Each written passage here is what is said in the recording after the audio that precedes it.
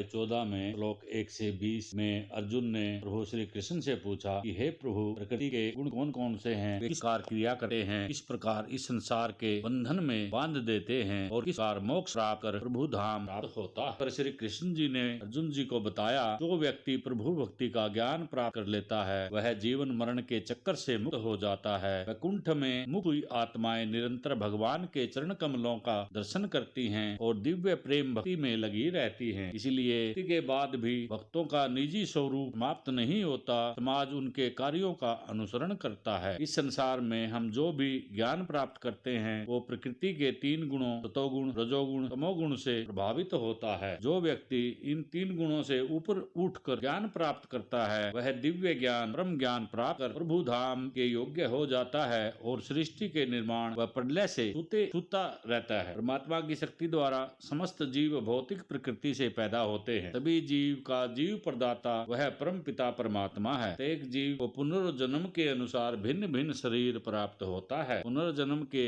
कर्मों के अनुसार ही व्यक्ति सुख या दुख भोगता है। भौतिक प्रकृति 3 गुणों से युक्त है, सतोगुणी प्रकृति, रजोगुणी प्रकृति, तमोगुणी प्रकृति। जो भी जीव इस संसार में आते हैं वे संसार बंधन में इस तीनों प्रकृति के गुणों के अनुसार भिन्न भिन्न शरीर प्राप्त करते हैं और उसी के अनुसार कर्म करने लगते हैं। यही दुख और सुख का कारण है। 3 गुणी प्रकृति में सबसे पहली प्रकृति सतोगुणी प्रकृति। प्रकृति द्वारा संसार के बंधन में बंधे व्यक्ति सुखी व कर्मठ होते हैं तो कोई असहाय व दुखी। सतोगुणी प्रकृति में व्यक्ति संसार बंधन में बंधे व्यक्तियों से ज्यादा चतुर हो जाता है। भौतिक कष्ट उसे पीड़ित नहीं करते। ऐसा व्यक्ति पाप कर्मों से मुक्त रहता है। सतोगुण का अर्थ वैदिक साहित्य में अधिक ज्ञान व सुख का अनुभव करना होता है। कई बार व्यक्ति ज्ञान के अहंकार से संसार के बंधन में बंध जाता है। वह सोचने लगता है कि इससे बड़ा ज्ञानी और कोई नहीं। जैसे वैज्ञानिक, दार्शनिक, कवि, इससे वे प्रकृति के गुणों से बंध जाते हैं और बार बार इस धरा पर जन्म लेते हैं। रजोगुणी प्रकृति। इस प्रकृति की मुख्य विशेषता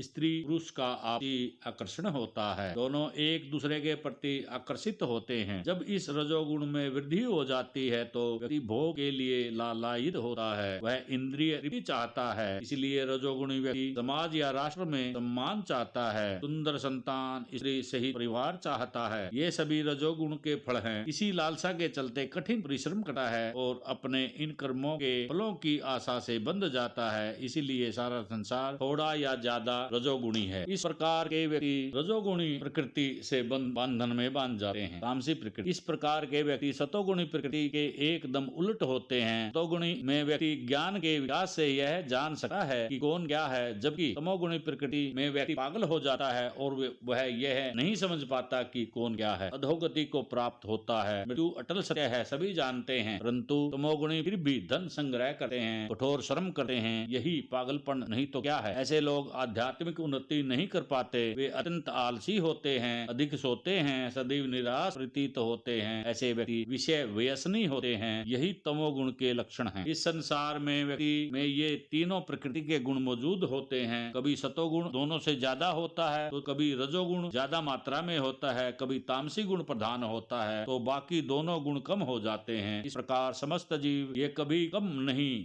कभी ज्यादा मात्रा में अपना प्रभाव डालते रहते हैं। प्रभु भक्ति के लिए जो व्यक्ति को तीनों गुणों को लांघना होता है, इन गुणों की प्रधानता मनुष्य के आचरण में, उनके कार्यकलापों में, खान पान में प्रकट होती रहती है। दृढ़ निश्चय और अभ्यास से व्यक्ति कौन सा गुण ग्रहण करता है। जब देहधारी जीव भौतिक शरीर से संबंधित इन तीनों गुणों को लांघने में समर्थ हो जाता है तो वह जन्म, मृत्यु, बुढ़ापा, उसके कष्टों से मुक्त हो जाता है। वह जीवन में अमृत का भोग करने लगता है। कृष्ण भक्ति से व्यक्ति प्रकृति के इन तीनों गुणों से मुक्त हो जाता है। प्रमाणिक गुरु की शिक्षा द्वारा आध्यात्मिक जीवन विकास करता है। कृष्ण भक्ति से परमेश्वर धाम प्राप्त कर लेता है जो इन तीनों गुणों से प्रिय है। ओम नमो नारायणाय।